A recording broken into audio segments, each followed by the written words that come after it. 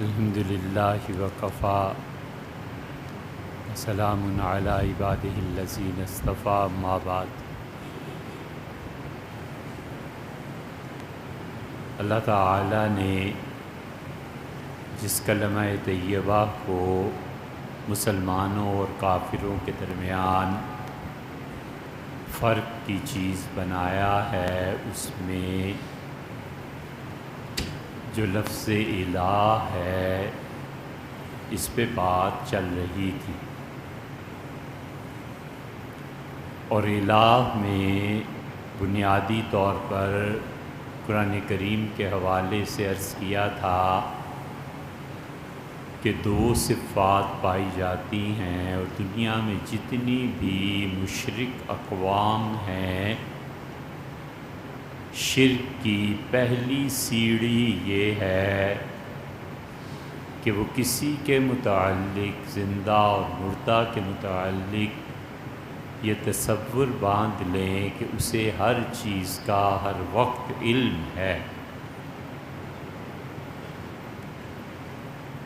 اور علم پہ گفتگو چل رہی تھی کہ اللہ نے علم کے ذرائع انسانوں کو کیا دیے ہیں، اور اللہ نے لوگوں کو یہ بتایا ہے کہ یہ ان کی ذمہ داری ہے کہ وہ علم کو حاصل بھی کریں اور علم کو نشر بھی کریں اور علم پر عمل بھی کریں۔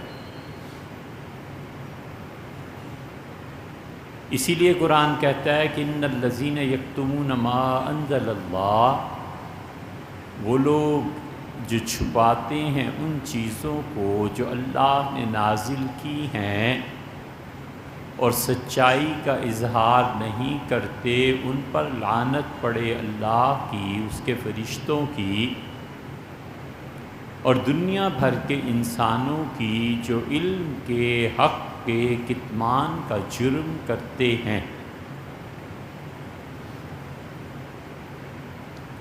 اس کا دوسرا پیمانہ نشر ہے کہ علم کو پھیلائے۔ حضور اقدس صلی اللہ علیہ وسلم نے فرمایا جو تم مجھ سے سنتے ہو، ابن ماجہ وغیرہ کی روایت میں آتا ہے، تو یہ علم اپنے ہمسایوں کو بھی جا کے بتاتے ہو۔ ان کا اللہ کے رسول ایسے نہیں کرتے۔ آدمی جو علم سنتا ہے اپنے ہمسائے سے جا کے ملتا ہے، اس کے گھر دعوت پہ جاتا ہے، اسے اپنے ہاں چائے پہ بلاتا ہے، اور اصل مقصد یہ ہے کہ جو علم کی بات اس سے سنی ہے اپنے ہمسایوں تک، اپنی اولاد تک، اپنے بیوی، شوہر، بچے، ان تک پہنچائے۔ حضور اقدس صلی اللہ علیہ وسلم نے فرمایا ناراض ہوئے، غصہ، اور فرمایا کہ یاد رکھو تم جو علم میں نئی باتیں سنتے ہو وہ جا کے اپنے ہمسایوں کو بتانا، وگرنہ میں تمہارے لیے بد دعا کروں گا کہ اللہ تعالیٰ تمہارے چہروں کو بندر اور سور کی طرح بنا دے۔ یہ علم کا نشر ہے۔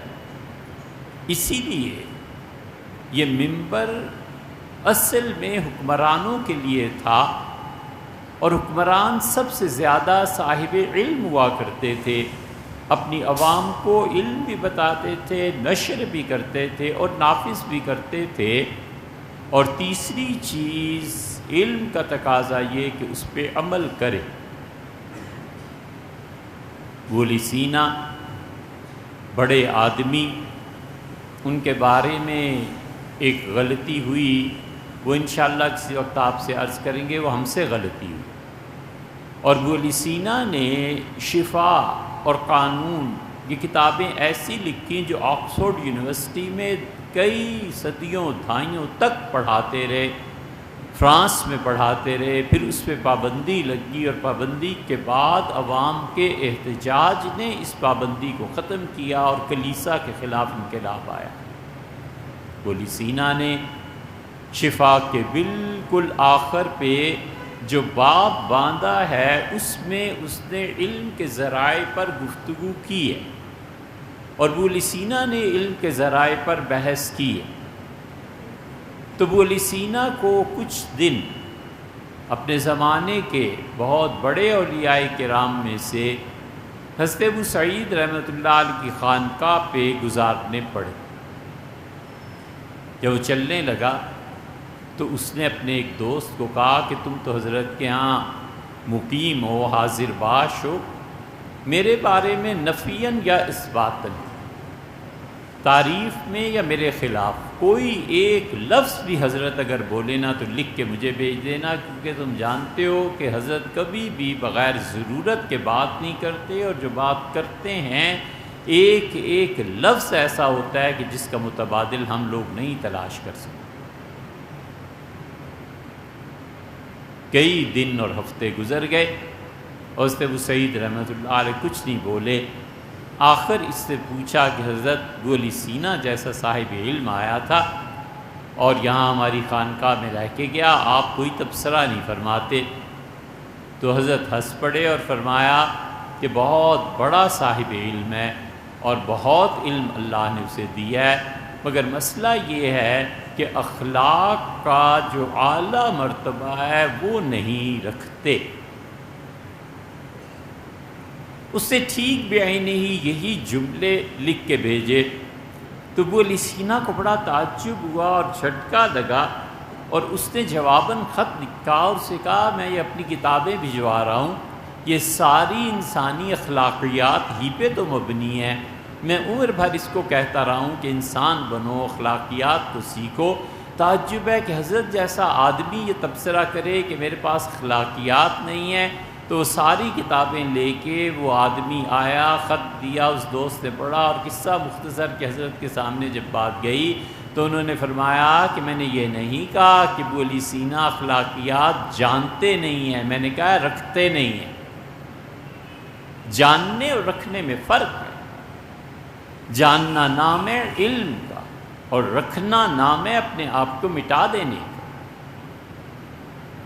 رکھنا اس کو کہتے ہیں کہ آدمی نے جو کچھ اخلاقیات کے بارے میں علم حاصل کیا ہے وہ سب کا سب وہ علم اخلاقیات میں اس کو مٹا دے اور ختم کرے۔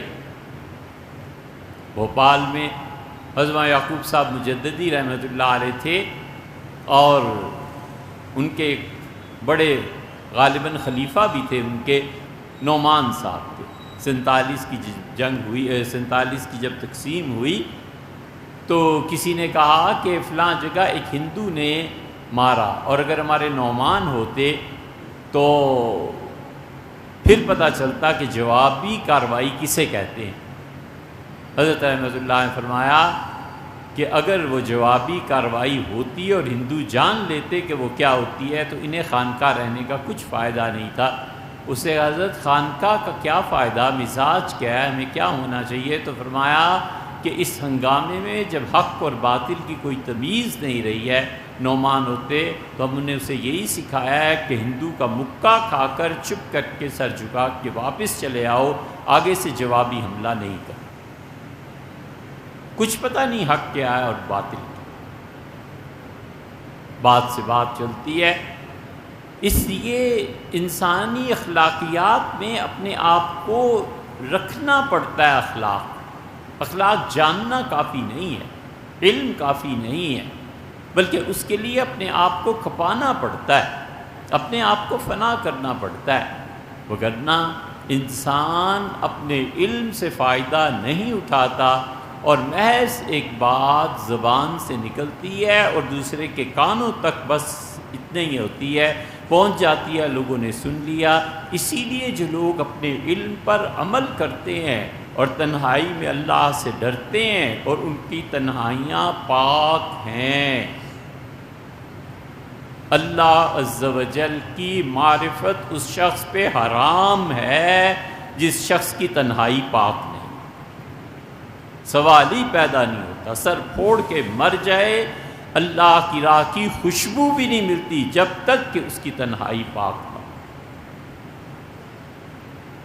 کوئی صورت نہیں ہے اللہ تک پہنچنے کی اس شخص کے لیے جس کی تنہائی پاک نہیں ہے۔ جب تنہائیاں پاک ہوتی ہیں پھر اس شخص کے کہے کا اثر اس نے زبان سے نہیں کہتا، وہ دل سے کہتا ہے اور دل ہی میں جا کر اترتی ہے۔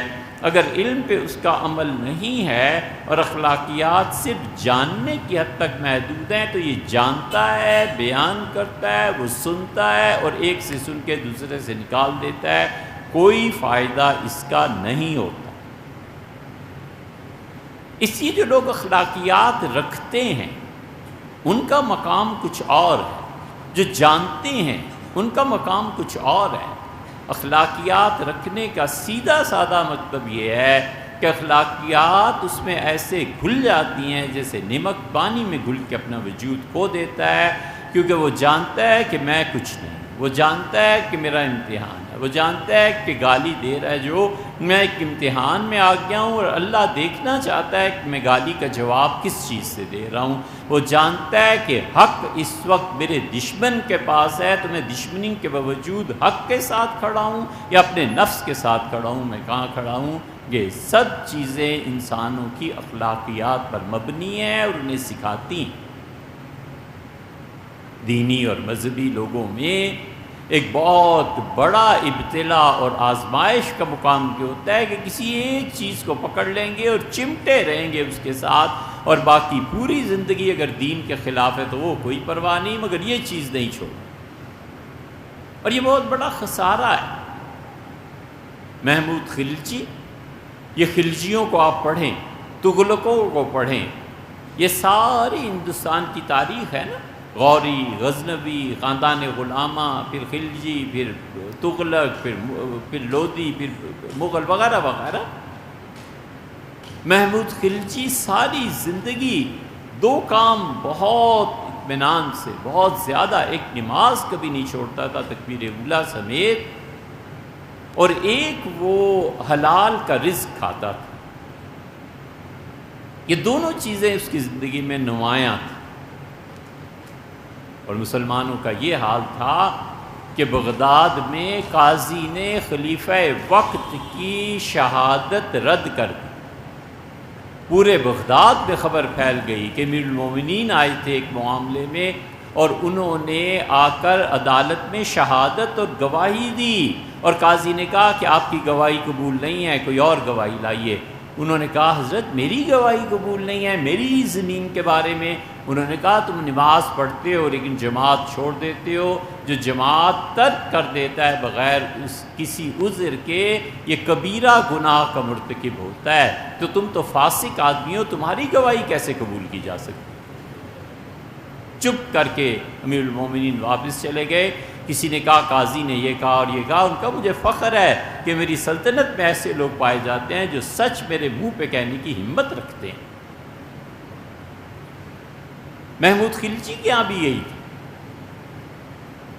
اور مالوں کی ریاست پہ، بیدر کی ریاست پہ اس نے حملہ کیا، اور حملہ کرنے سے پہلے جب اپنے دارالحکومت سے چلا تو اس نے، اس کے سب کو پتا تھا، بڑے بڑے تختے اس کے یہاں رکھے ہوتے تھے، سواریوں پہ، ہاتھیوں پہ، سانڈوں پہ لادے جاتے تھے، مٹی لادی جاتی تھی، اور جب بھی کہیں جانا ہوتا تھا وہاں پہنچ کے تختے جوڑے جاتے، مٹی بھری جاتی، اور یہ اپنے لیے اس میں سبزی اگواتا تھا، بیج ساتھ لے کے چلتا تھا، جا کے خود سبزی اگاتا تھا اور ٹھہرا رہتا تھا حتیٰ کہ وہاں سے سبزی اگے، پھر کھاتا تھا، پیتا تھا اور سامان باندھ کے ساتھ لے جاتا تھا۔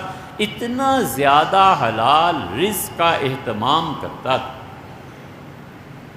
محاصرہ طویل ہو گیا، موسم کی تبدیلی، سبزیوں کے اگنے میں دیر لگی، اب کھائے کیا؟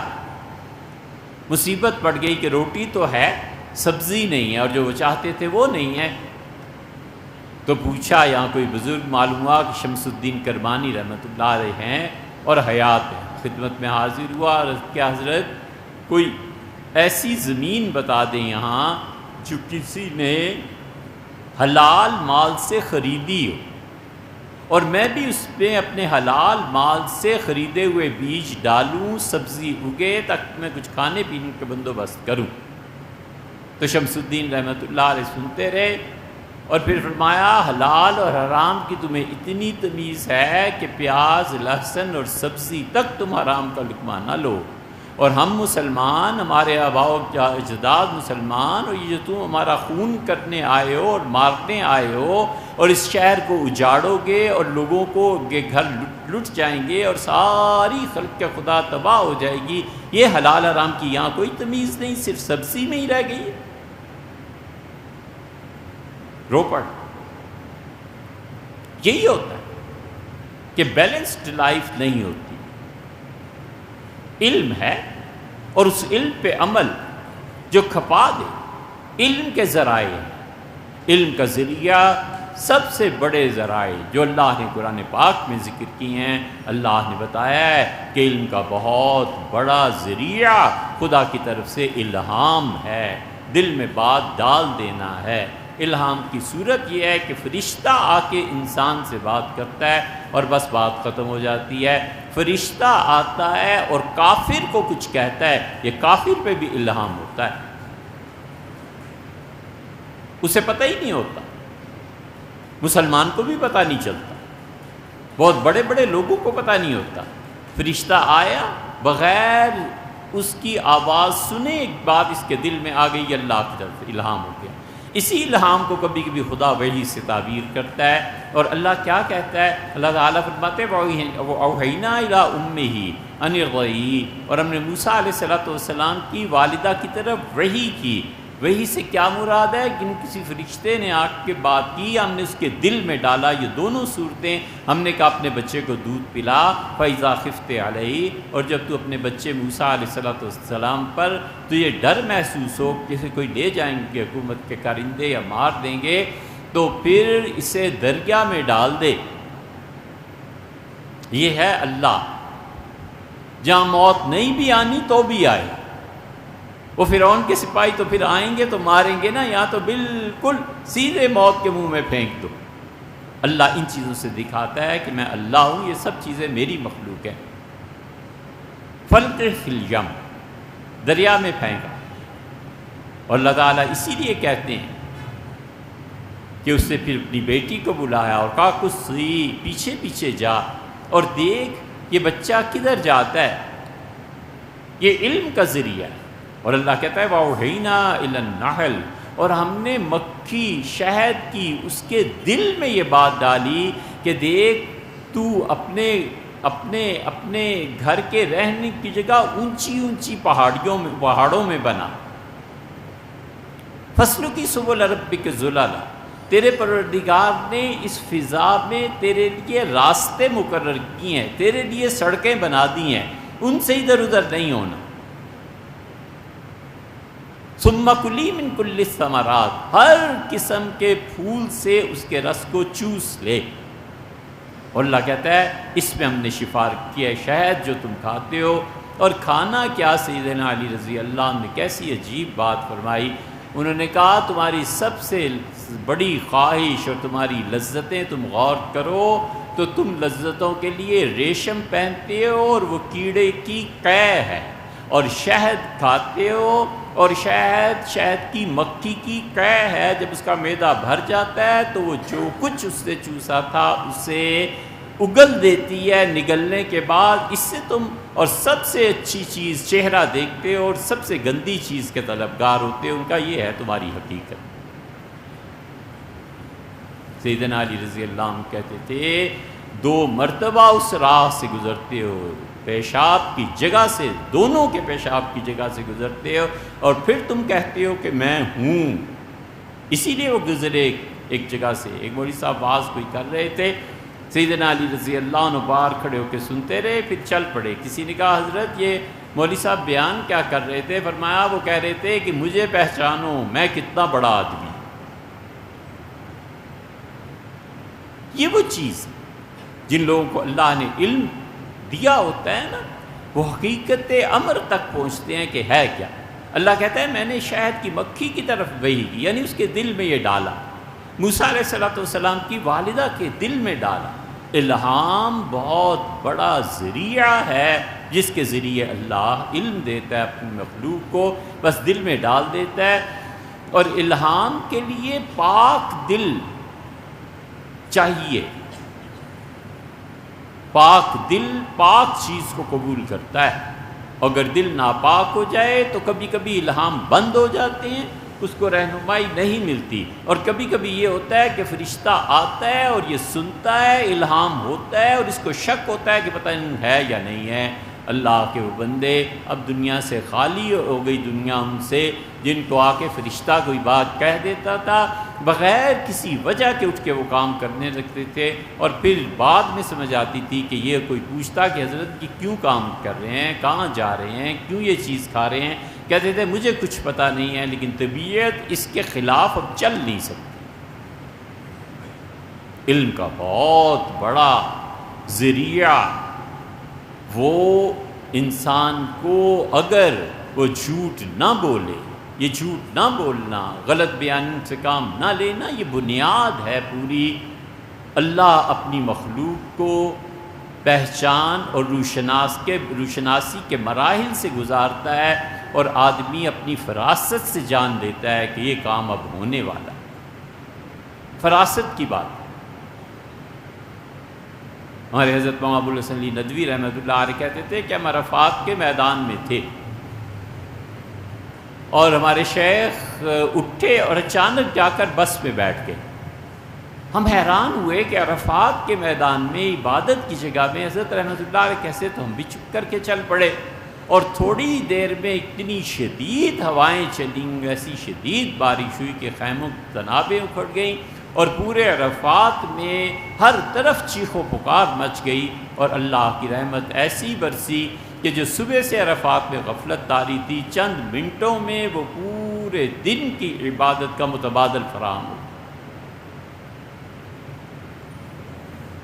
سیدنا عمر رضی اللہ عنہ کی فراست، امام شافعی رحمۃ اللہ علیہ سے نے پوچھا کہ قرآن جو کہتا ہے کہ ان فی ذالک لآیات للمتوسمین، ہم جو دنیا میں مختلف کام کرواتے ہیں اپنے فرشتوں سے، ان میں بڑا علم ہے، اور یہ وہ لوگ علم جانتے ہیں جو فراست والے ہوتے ہیں، یعنی آثار اور قرائن کو دیکھ کر انجام تک پہنچ جائے، اس کو کہتے ہیں فراست۔ آثار اور قرائن کو دیکھ، بنو ہاشم کے جد اعلیٰ اور بنو امیہ، یہ دو بھائی پیدا ہوئے اور دونوں کی کمر آپس میں ملی ہوئی تھی۔ ایک حکیم کو بلایا اور گھر والوں نے کہا کہ دو بیٹے ہیں اور ان کی کمر آپس میں ملی ہوئی ہے، تو اس حکیم نے بلیڈ جو بھی اسے کہ اس طرح جو چیز بھی رکھی ان کو الگ کرنے کے لیے، تو بچے دونوں روئے اور خون نکلا۔ ایک بڑے دانا آدمی کھڑے تھے، انہوں نے کہا فو، اس کا مطلب یہ ہے کہ اموی اور ہاشمی لڑتے ہی رہیں گے، خون انہوں نے دکھا دیا ہے مجھے، اور اس کا مطلب ہے ان دونوں میں خون ہی بہے گا، اور وہ خون کربلا تک پہنچا ہے۔ یہ فراست، آثار اور قرائن کو دیکھ کے انجام تک پہنچ جانا، ایسی ویسی چیز۔ اتنے ذکی، اتنے ذہین، اپنے دل کے آئینے کو صاف رکھنے والے امام شافعی رحمۃ اللہ علیہ نے کہا کہ شافعی، آپ نے زندگی میں کسی کو دیکھا ہو فراست اس کے پاس، تو کہنے لگے امام محمد کو۔ امام محمد رحمۃ اللہ علیہ سے امام شافعی نے پڑھا تھا، تو انہوں نے ان کی فراست کے کئی واقعات بتائے۔ ان کا میں اور امام محمد رحمۃ اللہ علیہ حرم شریف میں بیٹھے ہوئے تھے، تو ایک آدمی داخل ہوا حرم میں، میں بھی دیکھ رہا تھا، حضرت بھی دیکھ رہے تھے، تو حضرت نے اسے دیکھا اور فرمایا لکڑی کا کام کرتا ہے۔ میرے ساتھ بڑی محبت تھی، ہنسی تھی، مجلس تھی، میں نے کہا حضرت لوہے کا کام کرتا ہے۔ تمہارے پاس سے جب گزرا تو امام محمد رحمۃ اللہ نے بٹھا لیا۔ امام محمد رحمۃ اللہ نے فرمایا کیسے کھانے پینے کا سامان ہے؟ اس نے کہا پہلے لکڑی کا کام کرتا، پہلے لوہے کا کام کرتا تھا، آج کل لکڑی کا کام کر رہا ہوں۔ کہتے تھے میں اس فراست پہ حیران ہوا کہ امام محمد رحمۃ اللہ نے فقط اس کی چال دیکھ کے بتا دیا کہ یہ کیا کام کرتا ہے۔ یہ فراست ہے اور پورا علم ہے۔ اس علم کے پیچھے صرف ایک چیز ہوتی ہے اور وہ تقویٰ ہے۔ ہر مشتبہ چیز سے اپنے آپ کو بچانا، ہر شبہ والی چیز سے اپنے آپ کو الگ رکھنا۔ اور علم کا بہت مضبوط ذریعہ جو قرآن بتاتا ہے وہ خواب ہے، اور کافر کو خدا خواب دکھاتا ہے کہ یہ ہونے والا ہے اور میری مخلوق تباہ ہو جائے گی، ہم تمہیں اطلاع کر رہے ہیں کہ یہ کام نہ کرنا۔ شاعران نے سارے اپنے افراد کو جمع کیا، اور وہ صحیح معنی میں تپا ہوا تھا۔ جب اسلامی فوج اس کے دروازوں پر پہنچی اور سعد رضی اللہ عنہ نے اپنے ایک سپاہی کو بھیجا، وہ کمانڈر تھے خود، تو سعد رضی اللہ عنہ کا یہ جاؤ اس کے پاس اور اسے ہمارا خط دو۔ وہ حیران رہ گیا کہ اس سے کہا سعد نے پہلے اپنا نام لکھا ہے پھر خط میں میرا نام لکھا ہے، میں دنیا میں کسی سے کم ہوں؟ اس نے کہا مٹی بھرو، اس فوجی کے سر پہ ٹوکری رکھو اور لے جائے سعد کے پاس، سے بتائے یہ میرا تحفہ ہے اور فیصلہ میدان جنگ میں ہوگا۔ سعد رضی اللہ عنہ نے ٹوکری دیکھی، یہ ہے پازیٹیو تھنکنگ، اور سعد رضی اللہ عنہ خوش ہوئے۔ وہ فوجی بیچارہ رو کے اپنی داستان بیان کر رہا تھا، ان کا رہنے دے اتنے حالات کو، جس نے آج اپنی مٹی دی ہے، اس کا مطلب یہ ہے کہ کل زمین بھی دے گا۔ یہ پازیٹیو تھنکنگ۔